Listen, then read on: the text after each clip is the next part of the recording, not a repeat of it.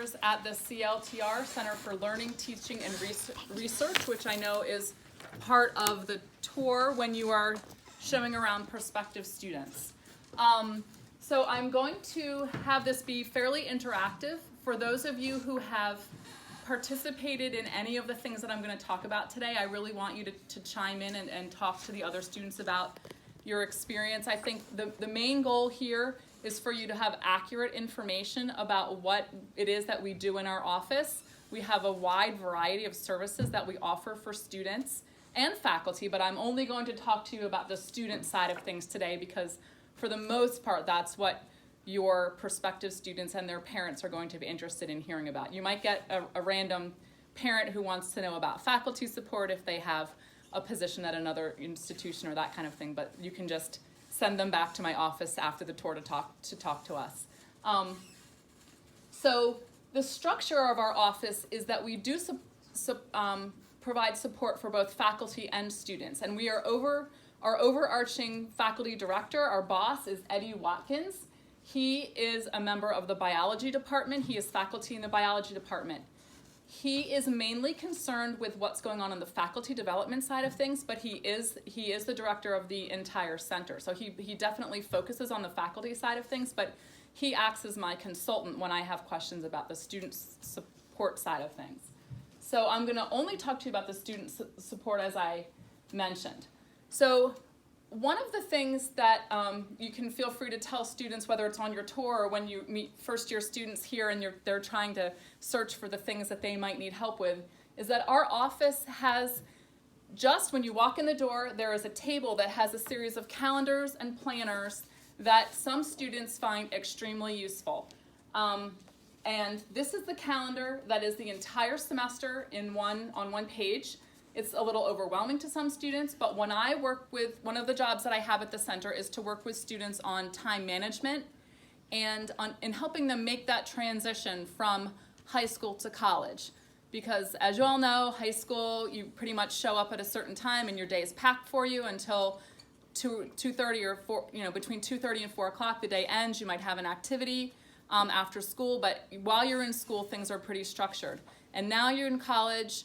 You might have a class at 9 o'clock and not another one till 1 o'clock. Students will often come to us to help plan that out. They don't really know, how do I utilize the time that I have in between my classes? And for all of you, maybe that seems really basic, but there are students that struggle with figuring that out when they get here. So we have various different planners, the Colgate schedule embedded in this one, something if you want to plan out your weekend, free time.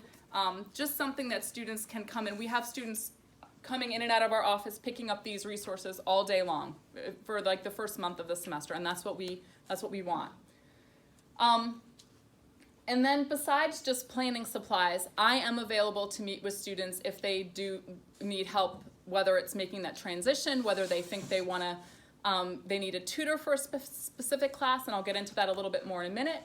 And also, if they are afraid and don't really understand what office hours means and they don't understand how they're supposed to talk to a professor, there's a lot of different ways that comes out. Sometimes a student will apply to get a tutor, and in the process of me figuring out what's best for them, we'll figure out the student has not been to office hours, and sometimes there are reasons behind that. So again, it's something that I do, which is to meet with students and plan out, let's think of a couple of good questions you can ask when you go to your faculty's office.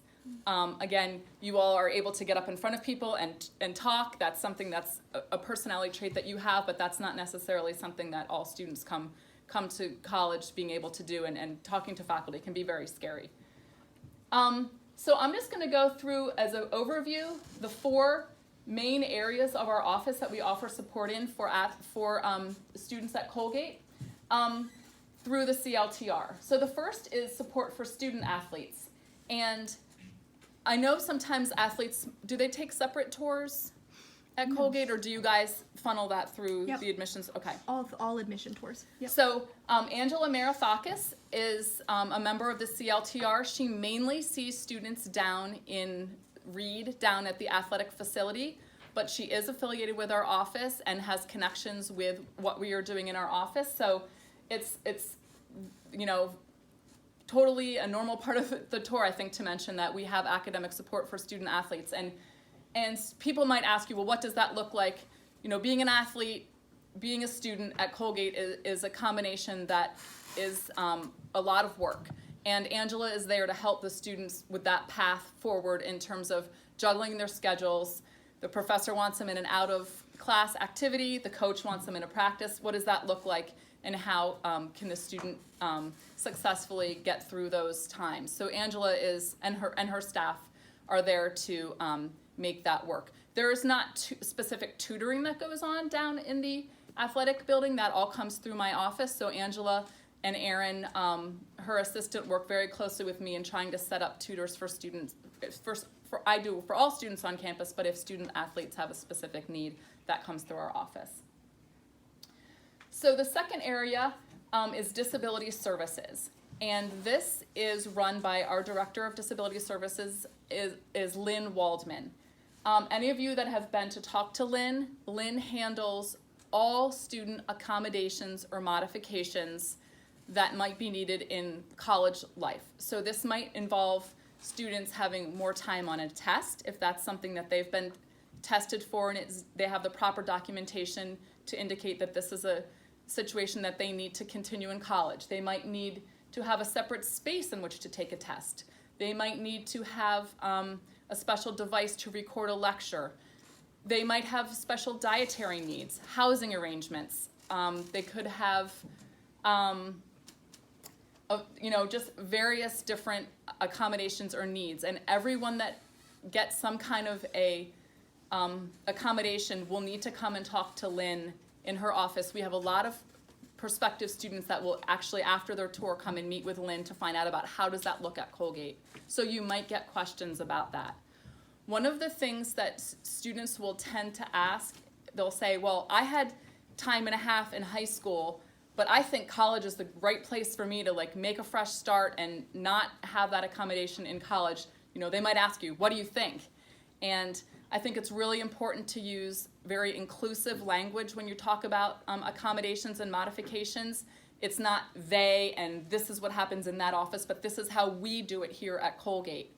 And that you would say it's really important that you talk to Lynn Waldman in making these decisions, and that, you know, a lot of times it's best to go ahead and make these arrangements and then figure out later if that's something, is that me? Figure out something if that's something that you want to pursue or not. But I think that's probably all that you really need to say about disability services. Do people have questions about that? Like I said, Lynn is really, really easy to talk to, and I think she's very accepting of going and you know, having those meetings with prospective students even before they know if they're going to apply to Colgate. So it's not, again, not something you need to promote on the tour. Oh, you should definitely have a meeting with Lynn Waldman, but in discussing it, I think it's important to understand that. So the two areas of the CLTR that I work on are tutoring and undergraduate research. So I wanted to talk more in detail about those. Sorry, can I just grab my little... Absolutely, come on down. Sorry, folks. So everything you need to know about medical school, Julie will tell you. She knows now too, because she's on the committee. Yeah, she got me hooked. Yeah, so. So I think the most important thing with tutoring when you're speaking about this is that we have so many sources of support on campus that the CLTR is just one piece of that support. So like Julie's in the chemistry department. The chemistry department has multiple homework help sessions, problem solving sessions, depending on the course, depending on the level that you're, the course that you're in at that time. But our office, my job is to try to understand everything that's going on campus. Next week you'll get a email from my office that will have a link to it that's actually probably really interesting for you all to look at in the respect of you being a tour guide on campus. There is a tutoring brochure in that link, and that will tell you department by department what you should know about getting extra assistance in those areas if a student was to find that they needed extra help. So through my office, we promote that office hours are the primary area of support, but that we have probably between 80 and 100 peer tutors hired just through the CLTR to work with students on a one-on-one basis if the need arises.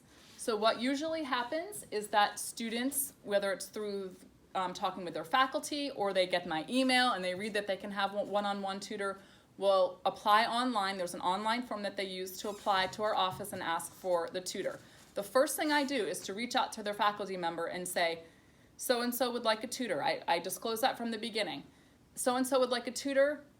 What's the best situation and tutoring support or not that we can offer to the student at this time? In other words, is the student coming to office hours? Are you offering 3 other tutors through your class and they're not taking advantage of it? Is there a special need that the student has that they really don't want to go and be in a large group setting, that this would be ideal for them to be working with a one-on-one or small group tutor? So it's a very individualized process where I work with the faculty member to figure out what's going to work best for that student. And then I have the 80 to 100 peer tutors that I've hired through various departments. The main frequent flyers are biology, chem, math, econ, and physics. But what that really means is that I have tutors at the ready to assign to students as they request one-on-one tutors throughout the semester. We, however, will always try to find assistance for a student if the student and the faculty think that that's the right thing to do. So we have found people to help in core classes, philosophy class, geology, geography, the list goes on and on. But really, the take home with the tutoring is that there's support all across campus. Our office is, how I view it, as sort of that place where if a student really does need one-on-one help, they can come and find out more information. We offer a little bit of language support as well. So you guys have probably know about the Keck Center and all the interns that work over there. We often have situations as well where students need a one-on-one peer. We realize one-on-one peer is sometimes a very comfortable way for students to learn and another avenue in which they can explore the subject matter. So we have, mainly with Spanish and Arabic, hired some tutors on every semester. The Arabic tutors are just sort of affiliated with the course. The professors require that the students meet with them every semester, or every week, but for Spanish it's more on a one-on-one basis. So just to be aware in case someone asked you, where is the language help on campus. And then we also have something called peer-led team learning support, and that is a specific type of small group learning that is run by student facilitators. So those are the peer leaders, and they work with small groups of students in specific courses on a prescribed problem set of the week. So for instance, my area of expertise is in biology, so I run the biology PLTLs, meaning I hire 8 facilitators every semester, I meet with my facilitators every week, then they go out and meet with the students and help the students work on a problem, the problem of the week that hopefully takes the information that they've been getting in a larger lecture one step further. So it's not a substitute for lab, it's not a substitute for tutoring, it's just another way in which the center is hopefully working with our students to help them get the most out of the courses. And the way we run that in most classes is it's on a voluntary basis, but we give a little extra credit for students to go. So we have really good outcomes with students attending those. Questions on that so far? Yeah. So do you find that students in introductory courses are often most often asking for tutors, or are they available in upper level courses as That's well? a very, very good question. I would say that it's mainly first and second year. So for something like biology, it would be in our molecules, cells, and genes, which is a 182, and then in our 181 class, our evolution and ecology class. And if you get into upper levels of biology, those are more like in an ad hoc basis. If you turn over to econ, I would say we probably have a half of the students that we match with econ tutors are in 151, and then the other quarter and quarter are in macro and micro, with a couple of 375 econometrics students hanging out there. I mean, usually sort of the pyramid is that if you really, really struggle in the base, you're gonna have a hard time moving up. So we wanna help you as much as we can in the base, and that's where we end up offering or figuring out that we need the most support. Chemistry, I'd say, is pretty much split general chemistry and organic chemistry. They're very different types of learning, and so some students that will struggle in gen chem will do beautifully in orgo, and vice versa, so they're not as predictive, but so I think they're pretty much split that way. And physics is kind of a wild card because they have a lot of homework help that goes on in physics. So we'll have a semester where we have 15 people that need assistance, and then we'll have a semester where nobody requests a tutor. So it really just depends, and also that can be related to how many of those PLTLs are going on in a particular area as well. Other questions?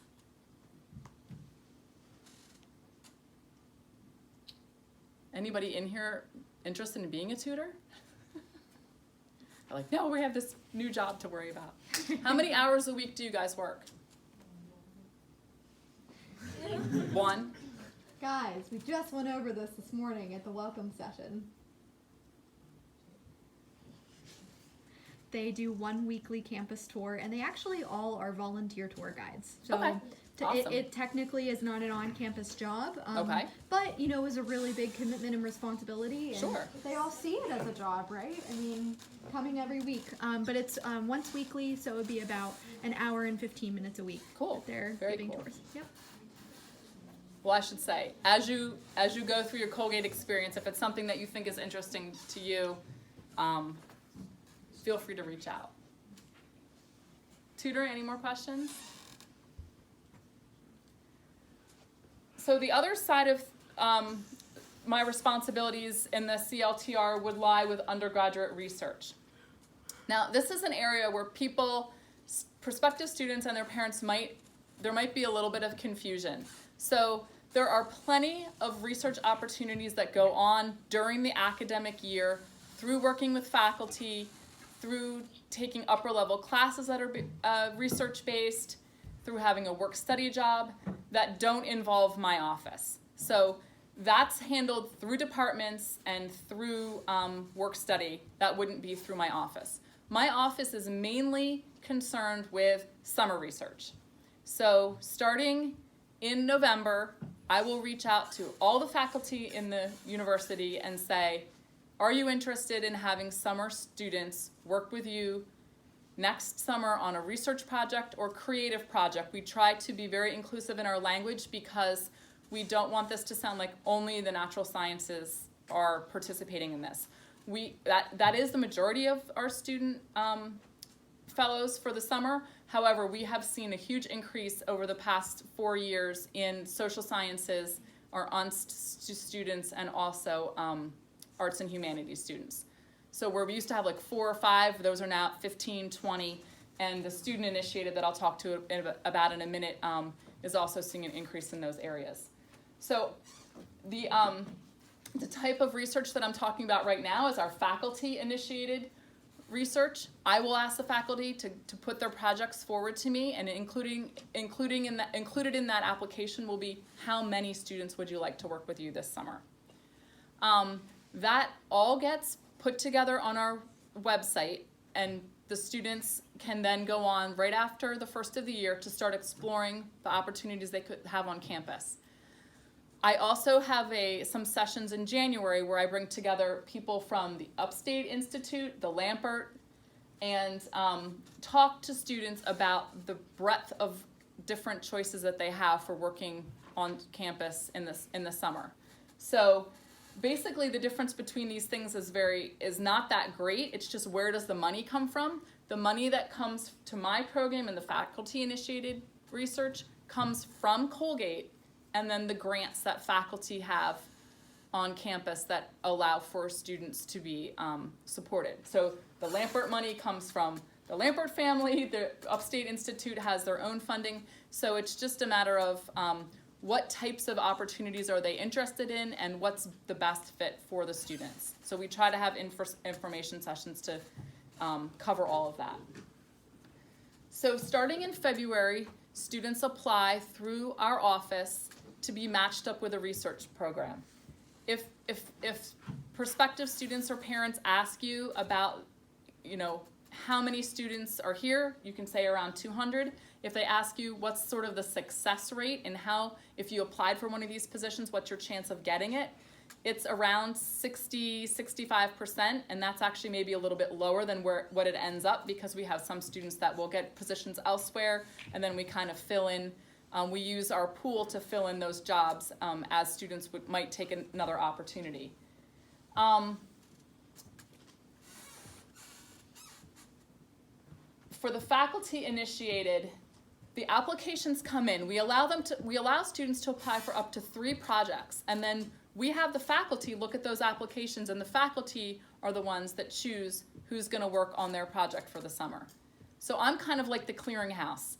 I get the information in, I get it out, I get it back in from the students, I get it back out to the faculty, it comes back to me, and then I let the students know what's going on. So I'm not the one that's actually making the match or figuring it out. The faculty are the ones doing that. So we, obviously we promote that the students be talking to their faculty if they're interested in doing this. We also have a second type of research, which I think is really worth noting on the tours, which is student initiated. If a student has an idea of something that they want to work on, as long as they can find a faculty to be their mentor and support them in that, they can apply to our office for funding. And that's something that's funded through Colgate, through each of the different divisions. So we usually get about 10 in the natural sciences, maybe 5 or 6 in the other divisions that come to us through that. So a student has an idea, and we try to help them make that happen. And I think that's kind of a unique thing for Colgate. The last thing I want to mention is student travel to academic conferences to present their work. So, I think one of the things that it's important to mention is that it's really fun to be at Colgate in the summer. I don't know if any of you have done it, but it's actually usually nice weather here. It's much more relaxed. You get to enjoy Colgate without the regular hustle and bustle. It's very quiet, which, might not be appealing to students, but I think it's a good change. And it's a really neat time for students to be able to try research and see if it's something that they like. Some students do it and realize, this was a nice experience, really good resume building, but this is not what I want to do when I grow up. Other students think, okay, this is really formative, and this is something that I want to try to include in my future career or professional development. Once students have had this opportunity, we really do encourage them to go out to academic conferences to present their work. So when their faculty thinks that they're ready to do that, when they have a body of work that's at a point where it could be presented at a national or international conference, they apply to my office, and we have the funding to send 60, 70 students a year to these kinds of conferences. In addition to that, I take a group of students to the New York Six conference every year. Those are usually students that have worked here in the summer, and then this gives them an opportunity to go and present their research to other students in the New York Six, which is Union College, Skidmore, Hobart and William Smith, St. Lawrence, Colgate, and Hamilton College. So students from all 6 of those colleges, and then whatever college is hosting it, if there's a neighboring college, they'll usually invite students from that college as well. So this year it's at St. Lawrence. So the second week of September, I'll be taking a van load of students up to St. Lawrence for them to either present orally or a poster on the work that they've done this summer. This is a little nitty-gritty, but it's important if somebody were to ask you. We do ask that students be presenting at these academic conferences. Sometimes faculty will contact me and say, I want to send a student to this conference so they can check out graduate schools in a particular area of study. And what I'll say is, that's great, but let's get together some type of work that they can present so that they can have the opportunity and the experience of going and talking about work that they've done. And sometimes it's not as hard as it seems to get together some preliminary results, even if the student's been working in work study in a lab or research space for a while.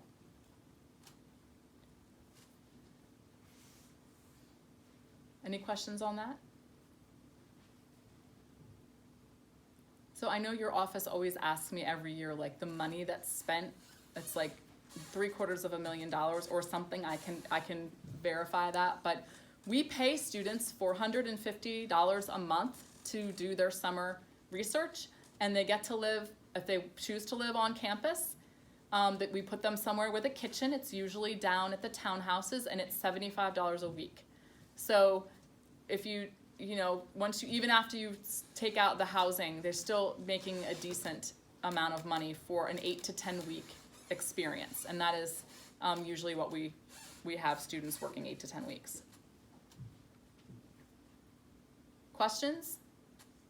Sure. Do you have some examples of some recent research projects that students worked on? Trying to figure the best way that I could show you that. Yeah, let me see what I can pull up.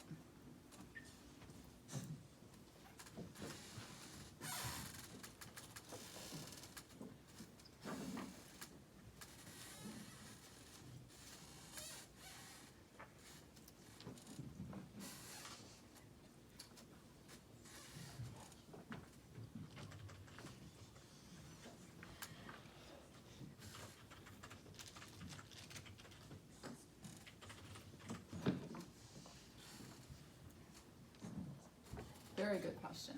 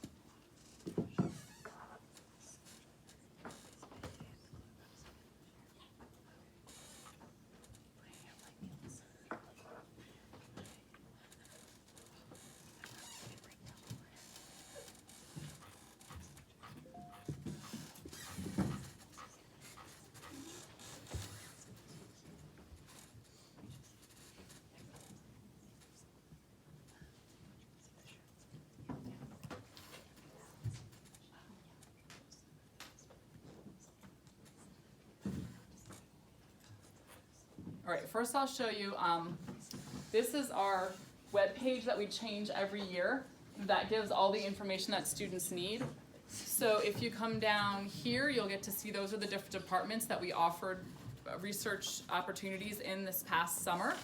At the end of the summer, we publish a research directory, which I know is down in your office, in the admissions office. We actually don't really print very many of them anymore, except for the admissions office, because this is a huge recruiting tool. So if you're down there, this would be something that you could take a look at.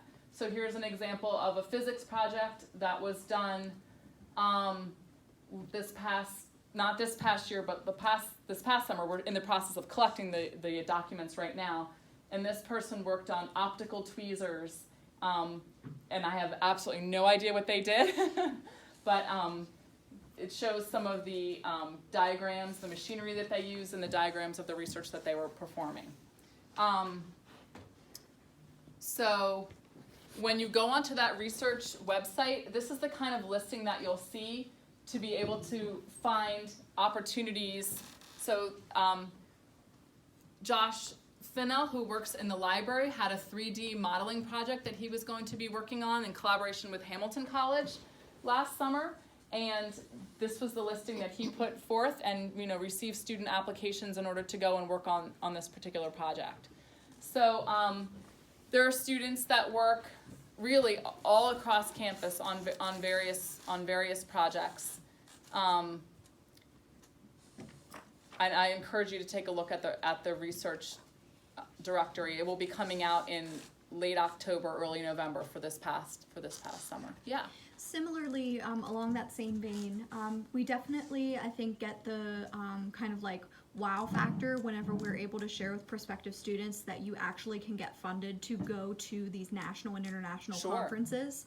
I think that what would even bring that point home is a lot of, I'm sure our peer institutions say the same thing, but to be able to provide maybe like 1 or 2 concrete examples of that actually occurring. So do you, similarly to the research examples, do you have any examples just anecdotally that you can think of over the past couple years in presenting at conferences that students have had the chance to do? Sure. Again, I don't want to speak out of turn for my information here. Let me get one. as long as I'm not like showing you my private documents. It's got all the student information when the faculty applies for the position. So I can just, I think one that was really interesting that some students went to over the summer.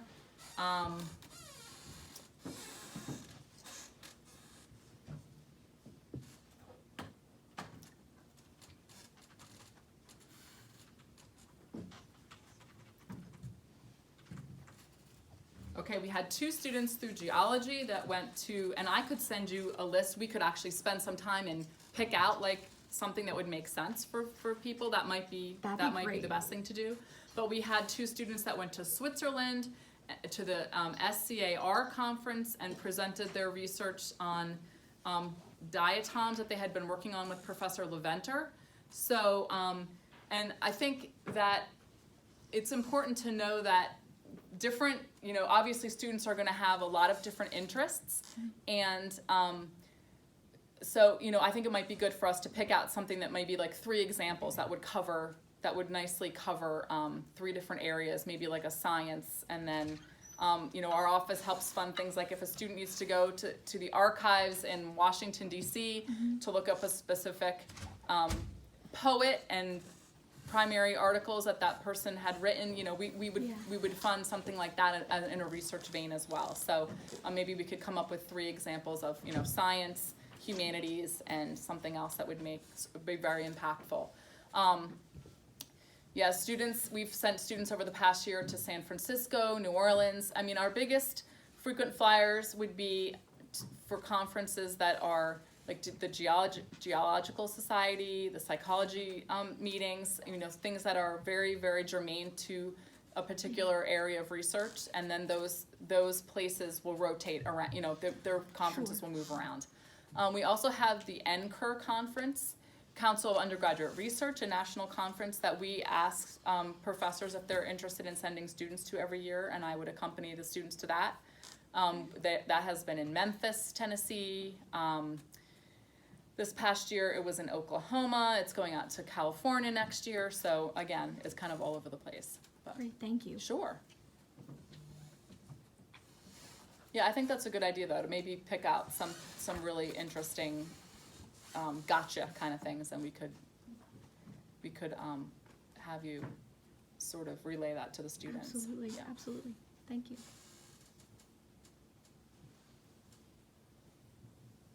With 200 of them doing the projects, my role is certainly more like overarching, and then the actual specifics are from the faculty, which I think is so cool with the way our system works here.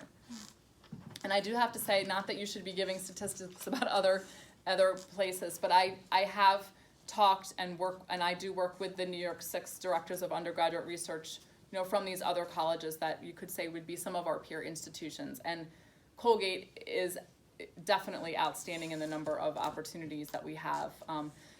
The other thing, I don't know what your training, other areas your training is covering, but we also help to support, sort of in collaboration with the Career Center, students that do research down at the NIH in the summer before they might be down there for their study abroad in DC. So we help to support that. And then there's also some geology students that do research out in the West before they come back and do some research here at Colgate. So Utah, Colorado, those areas, we work with them to help organize that as well. So those are just things that I think Colgate does really well.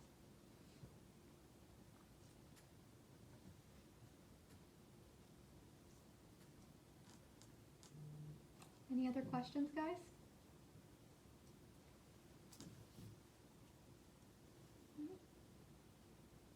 Any questions on tutoring or athlete support? Sure.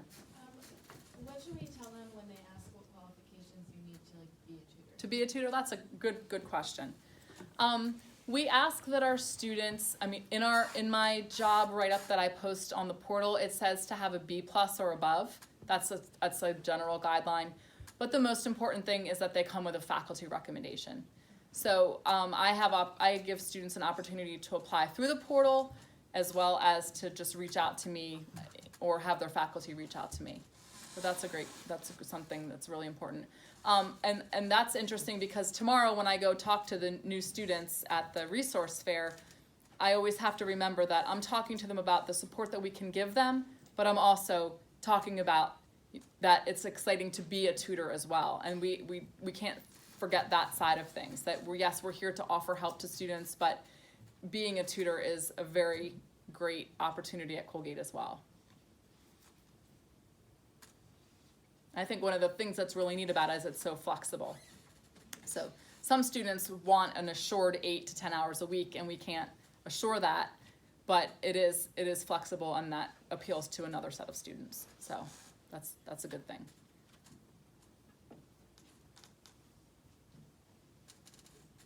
So when do you all start giving your once a week tour? What's that? Like now? They'll start on the first day of classes with giving campus tours. Uh-huh. They've signed up for an interim schedule during the first 2 weeks as add drop kind of happens and Good. classes schedules are finalized, and then after those first 2 weeks they'll start with their permanent weekly time slot. So how many of you are sophomores? Juniors? Seniors? Very cool. Yep, so I will write up some good concrete examples after further thought, so that we're saying, making sure we're saying the right kind of wording about the different projects, and get that to you, and you can do with it what you want. Any other questions about like statistics or things that we might want to dig up? No? All right. Thank you so much. This Sure. was super helpful. Let's give a round of Yeah, applause. thank you. Thank you.